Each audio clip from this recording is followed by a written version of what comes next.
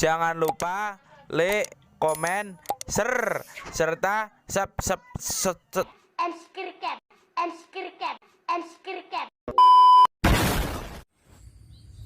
Assalamualaikum warahmatullahi wabarakatuh.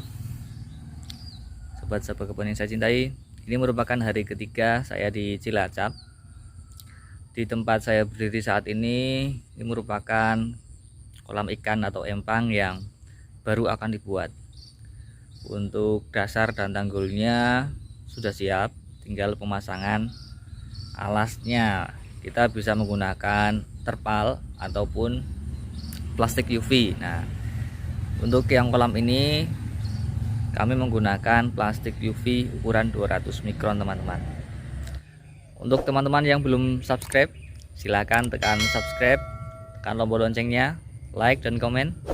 Untuk teman-teman yang sudah lama mengikuti saya, terus simak video-video berikutnya. Barangkali video dari saya bermanfaat untuk teman-teman semuanya, menimbulkan inspirasi bagi teman-teman yang mungkin belum punya pekerjaan tetap atau teman-teman yang ingin mendapatkan penghasilan tambahan. Barangkali ada peluang-peluang usaha yang dari video yang saya buat. Oke, tanpa lebih lama lagi, mari kita simak video berikut ini. Ini merupakan kolam ikan atau empang yang akan kita buat. Seperti yang kita ketahui bahwa kolam ikan air tawar itu bisa menggunakan kolam tanah, yaitu langsung digali dalam tanahnya kemudian diisi air. Ada juga yang menggunakan kolam beton atau tembok dengan ajian semen. Bisa juga dengan menggunakan alas ini bisa menggunakan terpal ataupun plastik. Nah, yang kolam ini nantinya akan kita pasang alas dengan menggunakan plastik UV warna hitam dengan ketebalan minimal 200 mikron teman-teman. Pada bagian dasar kolam, setelah tanah benar-benar dalam keadaan kondisi rata dan halus, lebih baiknya lagi kita tambahkan sekam ataupun merang ya, untuk menjaga agar nanti alasnya tidak mudah sobek ketika tanahnya mungkin mengeras. Jadi di atasnya dikasihkan merang agar lebih empuk. Sedangkan seperti yang teman-teman lihat pada tanggul empang yang belum dipasangkan alas, kita pasangi dulu terpal sisa ataupun banner sisa ataupun plastik, dimana ini mempunyai beberapa fungsi, diantaranya menjaga kelembaban si tanggul itu sehingga tidak retak-retak seperti ya bagian ini ya. Ini yang tidak tertutupi tanggul ini akan retak-retak teman-teman. Nantinya apabila terkena siraman air hujan berkali-kali itu akan mudah longsor begitu. Nah, jadi fungsinya si plastik ataupun sisa banner ini selain untuk menjaga kehalusannya itu juga menjaga kelembaban dari tanggul empangnya nanti yang kita pasang nanti. Kalau sudah retak-retak begini, nantinya sebelum dipasangkan alas terpal ataupun plastik UV, nantinya yang retak-retak itu harus dibaluri lagi dengan tanah liat yang diencerkan dengan air. Jadi seperti diplester dengan semen tapi menggunakan tanah liat teman-teman. Sedangkan fungsi yang kedua yaitu mencegah terjadinya kebocoran pada alas baik itu terpal maupun plastik UV. Jadi walaupun tanggulnya nanti sudah kita perhalus, tidak menutup kemungkinan kalau nantinya akan ada akar-akar yang tumbuh karena di sekitar tanggul ini masih banyak tanaman-tanaman yang tumbuh.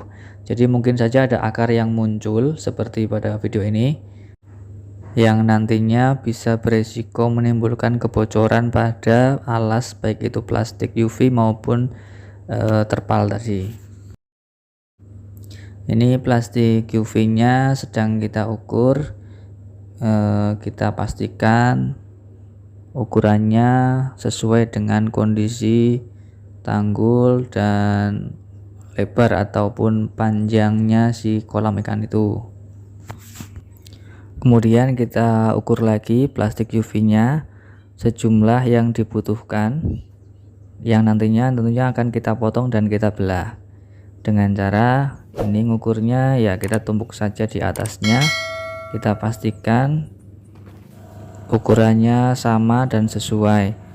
Yang perlu diperhatikan, pada bagian ujungnya kita timpal dengan bata merah dulu atau pemberat lainnya. Kemudian di bagian sudut tanggul itu ada lekukan, kita harus perhatikan juga agar nanti panjang si plastik UV nya kita potong dengan sama rata teman-teman. Setelah ukuran dipastikan sama rata, kemudian kita lipat agar tegak lurus dan potongannya nanti tidak menceng ya teman-teman. Kita lipat dulu untuk memudahkan pas waktu pemotongan. Kemudian langsung kita potong saja, bisa menggunakan cutter ataupun gunting. Ini bisa dilakukan 2 orang untuk mempermudah, bisa juga dilakukan sendiri teman-teman. Setelah semua plastik UV nya sudah dipotong sesuai dengan ukuran atau kebutuhan, tahapan selanjutnya yaitu plastik UV tadi kita belah pada salah satu sisi dari plastik UV tersebut. Setelah semuanya kita belah, dari plastik UV yang semula ukurannya 1,5 meter akan terbelah menjadi selebar 3 meter. Tahapan selanjutnya setelah plastiknya kita belah semuanya, yaitu kita sambungkan antar sisi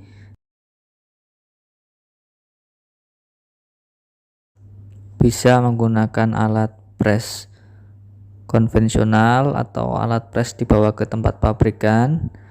Namun karena kami keterbatasan alat, kita bisa menggunakan alat setrika. Kebetulan ini ada setrika bekas ya, masih panas namun sudah tidak digunakan untuk nyetrika baju. Kita bisa mengepres atau menyambungkan antar sisi dari plastik UV tersebut dengan menggunakan alat setrikaan teman-teman. Yang perlu diperhatikan saat menggunakan alat setrikaan untuk mengepres ini, yaitu kita bisa menggunakan alas dengan papan yang rata dan halus. Kemudian di atas kayunya kita alasi dulu dengan kertas yang tidak terpakai. Setelah ada lapisan kertas, barulah plastik UV tadi ada 2 sisi, berarti yang kita sambungkan harus dalam kondisi rapih dan rata. Kemudian di atasnya baru dilapisi kertas lagi, baru bisa kita setrika. Suhu pada setrikaan dan lamanya waktu adalah kunci. Jadi jangan terlalu lama dan jangan terlalu sebentar, nanti akan mempengaruhi kematangan dari plastiknya tadi sudah menempel apa belum. Namun bisa kita periksa lagi, apabila masih ada terlihat seperti gelembung-gelembung yang belum menempel, kita bisa ulangi lagi dengan setrikaan yang suhunya lebih tinggi lagi agar panas dan menempel. Karena menggunakan peralatan yang seadanya, sehingga proses ini memakan waktu antara 1 sampai dengan 2 hari. Dan setelah jadi pun nanti kita akan cek ulang apakah masih ada kebocoran atau tidak, sehingga kita bisa melakukannya berulang-ulang agar hasilnya rapih teman-teman. Setelah semua sisinya sudah terangkai, kita bisa melipat dulu atau digulung dengan hati-hati teman-teman.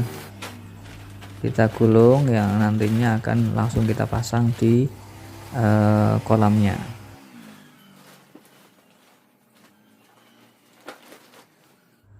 Pada saat pemasangan plastik UV ke dalam empang, pastikan keempat sisinya itu memiliki ukuran yang sama, agar nantinya tidak menyulitkan kita ketika sudah diisi air ternyata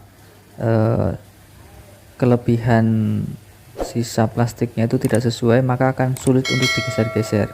Jadi sebelum kita isi air, pastikan semua sisinya sudah benar-benar sesuai, kemudian baru kita isi air.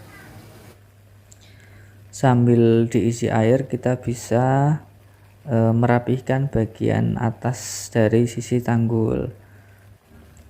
Untuk sumber air yang digunakan untuk pengisian kolam ini, kami menggunakan air dari sumur karena memang air sumur kami termasuk melimpah dan cukup menggunakan pompa air listrik, teman-teman. Mungkin dalam video kali ini sudah saya cukupkan dulu. Mohon maaf apabila punya kekurangan dan banyak kesalahan. Semoga video ini bermanfaat untuk teman-teman semuanya. Tetap jaga kesehatan. Semoga kita semua dalam perlindungan Tuhan Yang Maha Esa. Tetap semangat, salam sukses, salam Sabah Kebon. Assalamualaikum warahmatullahi wabarakatuh.